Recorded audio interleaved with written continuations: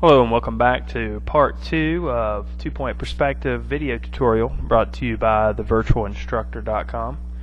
We've drawn basically a cube in video 1. Now I'm going to add a couple of roads. I'm going to make this look a little bit more like a cityscape. I'm going to do it quickly, and if you're working along with me at home, then you can add all the windows and doors that you'd like.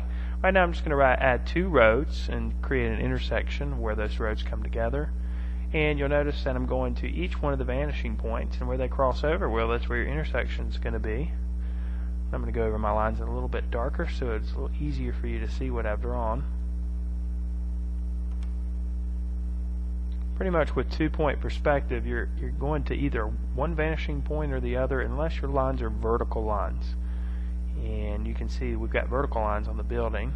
When we do windows in just a moment, you'll see some more vertical lines used for the windows. But for these roads, you're going to go to one vanishing point or the other.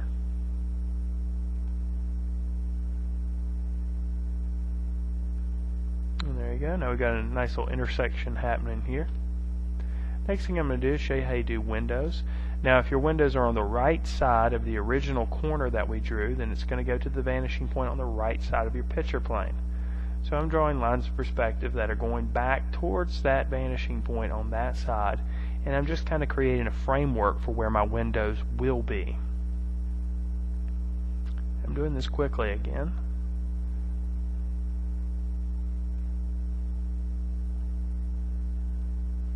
And I could work my way all the way down the building, but I think that's enough. Now I'll go back and I'll put vertical lines to indicate where the windows end.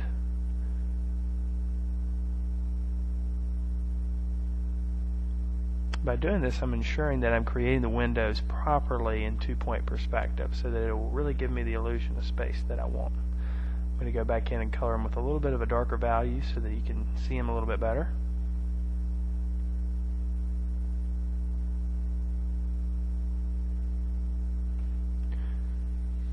Now if I were to create windows on the other side, I do the same thing, but since it's on the left side of the original corner, I'm going to go to the left vanishing point in the picture plane. And I'm not going to bring those lines all the way to the vanishing point because I think you get the idea that those lines go to that vanishing point, and then I'll just put my vertical lines in there. And then there's my windows, so I'll put a little bit of darker value there so you can see it a little bit better. Pretty nice generic looking windows. Now if I wanted to put a building behind the original building, I can do that. Remember, you draw the corner first. And I don't want to go too far down. I don't want to go below my original line of perspective there. But then I go to that vanishing point, and then I'll go to the opposite vanishing point, just like this.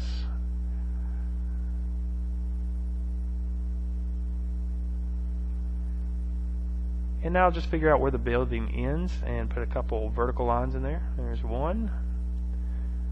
There's the other. And to help you better see where the building is, I'll go over those lines a little darker.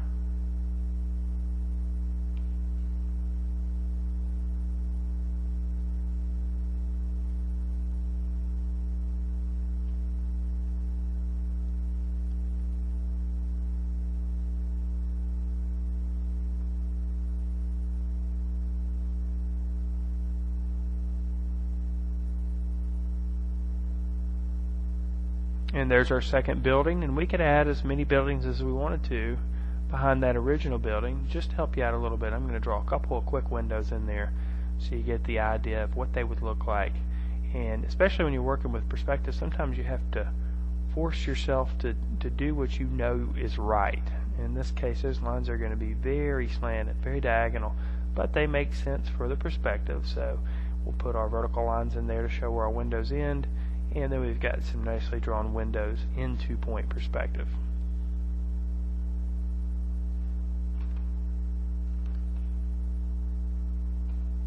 Alright, now let's say you wanted to put a building on this side of the vanishing point. Well, theoretically you start with the corner of the building. Now it wouldn't make sense to go to both vanishing points. Instead, it would make sense to go to the opposite vanishing point. So I'm going to go to the opposite vanishing point and just draw one side of that building, and this is kind of what that building would look like in two-point perspective.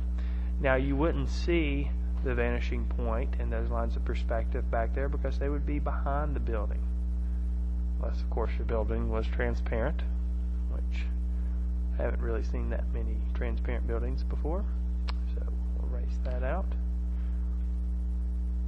And of course, if we wanted to put windows on this building, they would still go to that vanishing point way on the other side of the paper.